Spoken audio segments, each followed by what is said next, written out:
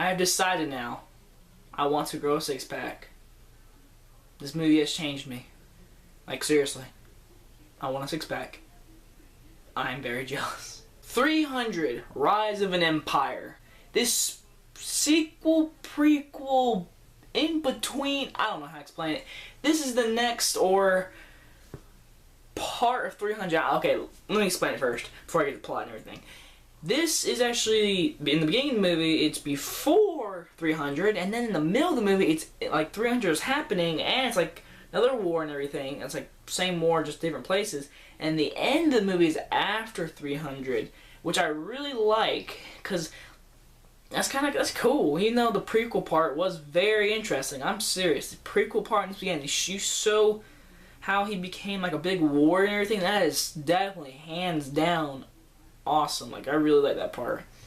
Now, the main plot of this movie is really what I just said. It is pretty much 300, the war and everything, Sparta and all kind of stuff. But really, it's a new villain. It's this lady, whatever, and she really making chaos, and they're going to war.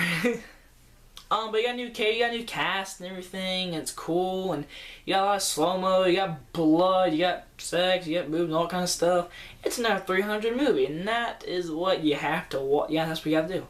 Now, I would actually consider watching this one, watching the first one first before you see this one. But it is a really good sequel. Now, it's really hard. I don't want to really spoil the story, but it's like the War of 300. I haven't seen the first one in a long time, people, but it's the war and everything, and this girl is like going to war and everything, and the rise of the empire, that's what I'd call it, because she's the bad guy and they're rising the war and they're kind of losing it, and then 300 happens, and then the ending happens, which all leads to that.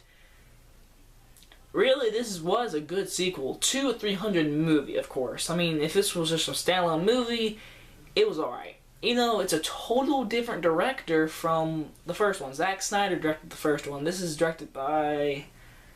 Ooh, dang, I forget. I'm sorry. But, this guy directed it, and you can't really tell, because it's still got some slow motion parts. You got blood spraying, and wow. Green screen sometimes was a little cheesy at moments. The blood was, I'm telling you, this blood was like poof.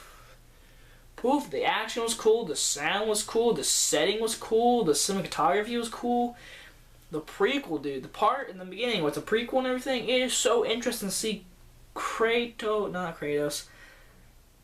Gerard Butler guy grow into like what he was in 300. And then in that part when it's all in the 300, it's so interesting to see what was happening on the other side of this war, and see after 300 is probably my favorite part. Like, that's better than the prequel part, because I like seeing what happened after 300. I mean, it kind of left you hanging.